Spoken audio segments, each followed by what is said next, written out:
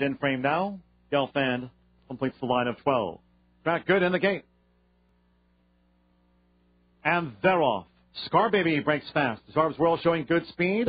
Burn Like a Rocket, ridden out to the front by Brian Hernandez Jr. So it's Burn Like a Rocket going out to lead. The big choice Gelfand who will track that. Really Did Bam is third. Zarv's World fourth. Scarbaby fifth. The newcomer Ask Scooter comes up the fence. Mighty Maduro is next. Kentwood is mid-pack, 9 lengths off the pace. Silent Count is wide. Then we come back to DeBakey between horses Mystical Man and the newcomer Makika's Cutie Pie is wide and last. The first quarter, 22-2. Burn Like a Rocket leads 3 furlongs from home.